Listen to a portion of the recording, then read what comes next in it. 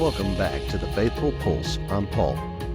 And today we're going to continue our journey through 2025, a year of revelation, fulfillment, and divine leadership. Last episode, we talked about how God is revealing His plans in this season. But revelation isn't just the beginning. What comes next is fulfillment. It's one thing to know that God's will or what His will is, but it's another to walk in it. So today we'll discuss how to align our lives with God's purpose and take action on what He has revealed to us. So if you're ready, step boldly into God's plans and make 2025 a year of real spiritual growth. So, stay with me, walking in fulfillment. Fulfillment means seeing God's promises come to life. Isaiah chapter 55 verse 11 says, "So is my word that goes out from my mouth. It will not return to me empty, but will accomplish what I desire and achieve the purpose for which I sent it." God has already spoken things over your life, things that He desires to bring to fulfillment. But what we must align ourselves with is His will. If we resist His direction or hesitate in obedience, we may delay what He has planned for us. So this year, God is calling us to be active participants in His divine plan. The time of waiting is over, and it's time for us to step forward. Now that we understand fulfillment, how do we actually walk in it? Here are 3 key steps. Number 1, obedience to God's direction. When God reveals something to you, take action. James chapter 1 verse 22 tells us, "Do not merely listen to the word and so deceive yourselves. Do what it says." If you sense God's calling you to make change, serve in a new way, or to take a leap of faith, be like Nike and just do it. Number 2, aligning your priorities with God's will. Fulfillment requires making room for what we can make the matters most of. So ask yourself, are my priorities in line with God's, and does my daily life reflect what He's leading me toward? You see, sometimes we have to let go of distractions.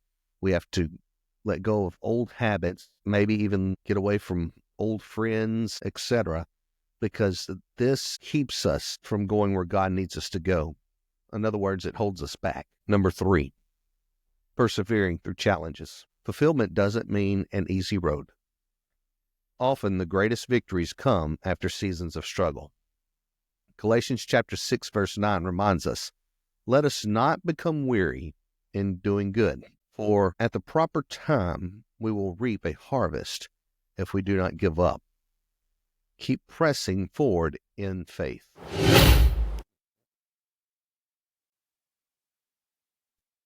God's fulfillment isn't just about big, life-changing moments. It's about living intentionally every day. So, here are 3 more practical steps you can take in that. Number 1 is daily surrender. So start your day by asking, "Lord, what do you want me to accomplish through today? And Lord, what do you want to accomplish through me today?" This keeps your heart open and you hearing His voice and in His leading. Number 2, bold faith moves. If you've been waiting for a sign to take action, this is it. Apply for that new opportunity. Start that ministry. Have that conversation that you need to have. Take a step. Take a step of faith. Number 3, surrender yourself with encouragement.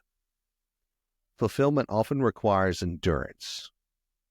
Stay connected with a community of believers who will push you to keep you going, even when it gets tough. We need those people in our lives. When we walk in fulfillment, we don't just see changes in our lives. We become vessels of change for others. Matthew chapter 5, verse 16. It says, "Let your light shine before others, that they may see your good deeds and glorify your Father in heaven. When you embrace God's purpose, you inspire those around you to do the same. So as you step into the season of fulfillment, ask yourself, how is my life reflecting God's kingdom? What legacy of faith am I building? You see, God is not just moving in you, He also is moving through you.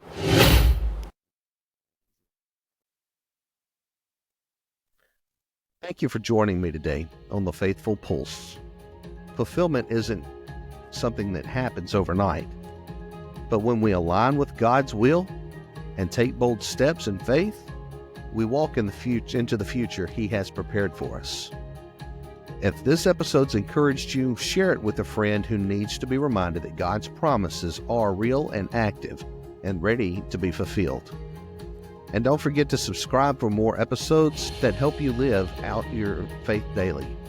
Until next time, I'm Paul, and this has been The Faithful Pulse. Keep walking in fulfillment, and may God's purpose shine brightly in your life. All the best, and God bless.